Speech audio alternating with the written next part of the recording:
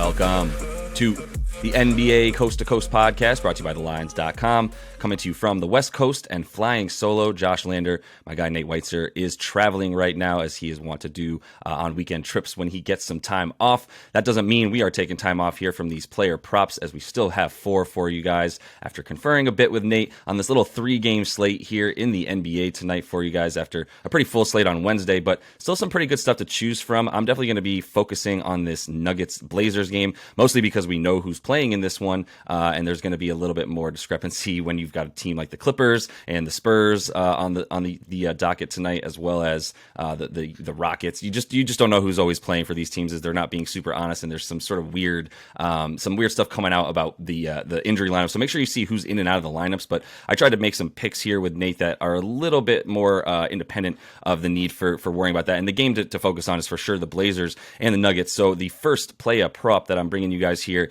is Dame time. It's actually interesting if you look at Damian Lillard's stats props tonight. They're a little bit high, or lower rather, than Anthony Simons for good reason, who's been on somewhat of a tear. So I'm going with Dame's points and assists. Like I said, Anthony Simons has inserted himself as a scoring guard to be messed with. His prop is at 25.5 points tonight. Dame's is 23.5. I'm going to throw the assist back in there as well. Like I said, 31.5 is minus 110 on DK. I'm also going to take over 3.5 threes for Dame. That's plus money right now, plus 115. You're not very often going to find Dame Lillard to get more than 3 threes just at plus money. Usually you need to get him to get over 4 for that. But he's coming back. This is his second game back from injury since November 19th. The last game back that he played, where he came back from a sort of couple weeks of injury, and it was the second game back, right? The first game he played the other night, where they beat the Pacers, 21 points and like 6 assists. So still getting back into shape. Played 32 minutes, so you got to expect him to be healthy for this one as well. But the last time he was out and his second game back, he went 26 points and 7 assists, 6 for 12 from deep. That was against the Hornets, obviously not very good, but still a good amount for him in some short time back. That was following a dud in his first game back last time. So I'm sort of following the same trend. Give him a game to get into it like he did against Indiana, and then now he's coming back with a vengeance in his second game back with one under his belt. On the 24th of October this year, one of the first games of the season, they played Denver. He had 31 points, 8 assists, and went 4 for 7 from 3 as he was still healthy. He had one of his first games back from a huge, long injury last season, missing almost the whole season. His last 8 versus Denver, 33 points and 9 assists in about 39 minutes a game. So you do expect him to get more than the 32 he had the other night. We're expecting some points and a pretty good matchup in this one. He's in his career 5.5 threes made per game at 47% a clip in the last 8 versus Denver.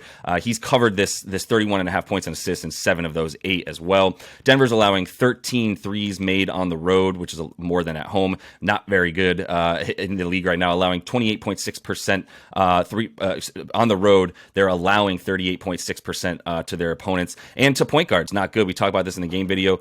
They're bottom 5 in allowing points, assists, and 3-pointers made to the opposing point guard. Dame Lillard's ready to take advantage of that, as he has in his career against the Nuggets. So I'd take him, as his props still remain lower than Anthony Simons. So I'm feeling better about that one.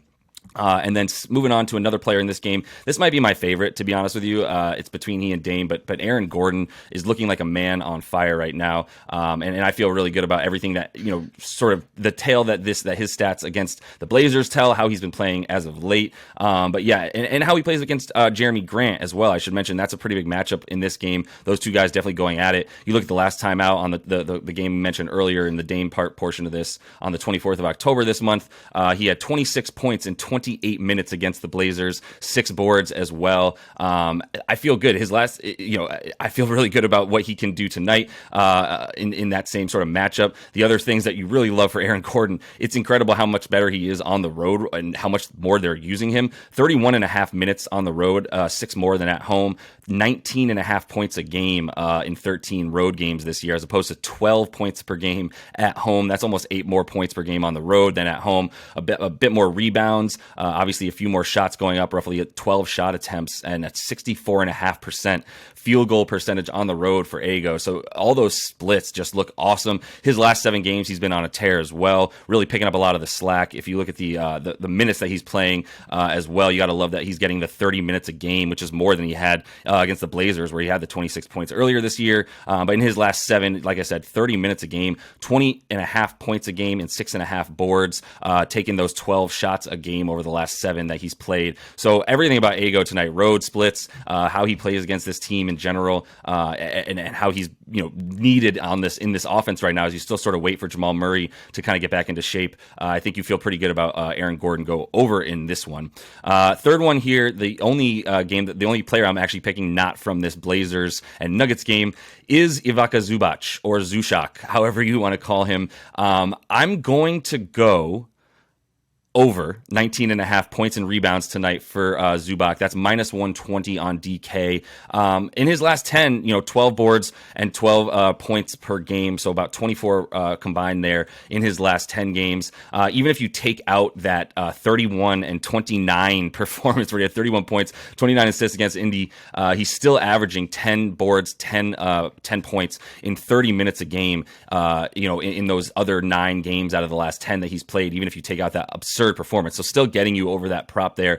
His 8 career games versus Bam, not the greatest numbers because it's just 10 points and 7 boards, so slightly shy of that, but that's all in 21 minutes per game. So you look at some of the instances of when he played against Bam in this Heat team, and it was an instance of him not getting minutes, and it wasn't even really foul trouble. It was strictly just he wasn't as focal of a point in their offense, and it wasn't as necessary. And even when he was on the Clippers playing those games, you still had him coming out and giving way to guys like Marcus Morris, and obviously Kawhi and PG don't always need a true center out there. So when they're not out there, and I don't know if they will or not, they're listed as nothing right now, but they could just not play. Even when they are listed, they do play. So I hate picking with the predicting if the Clippers are going to play their 2 best players or not. But I will say that more minutes are coming for Zoo. He's earned it, and that's what he's been getting. As I said, 30 minutes a game over the last 10. You had Kawhi and PG in and out of the lineup. If you look at his per 36 against Bam in his career, and you extrapolate that out from the 21 minutes a game, add those 15 minutes per game, he's looking at about 15 points and 11 boards per game against Bam. So that easily gets you over the 20 that he needs tonight. The Heat are good against centers for sure in terms of limiting what they do. But Zoo has been fine against Bam when he gets the time to be out there and playing. And Miami has the worst field goal percentage in the league right now. Straight up, these teams aren't shooting the ball very much, and they're playing at a very slow pace. But they've been playing a little bit faster. Have the Heat at least at home. I think there's some opportunity for some rebounds and stuff for Zubac or Zushak, however you want to call him tonight. And then finishing things up, back to that Nuggets-Blazers game so I can at least know who's playing in it and give you guys some numbers here.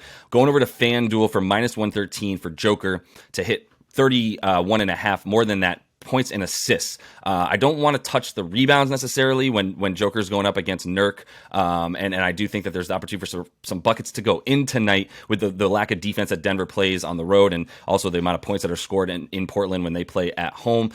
So over 31.5 points and assists is where I go for Joker. In his last 10 overall, he's looking at 25 points a game, 9 assists in 33 minutes. You got to expect him to get the minutes tonight.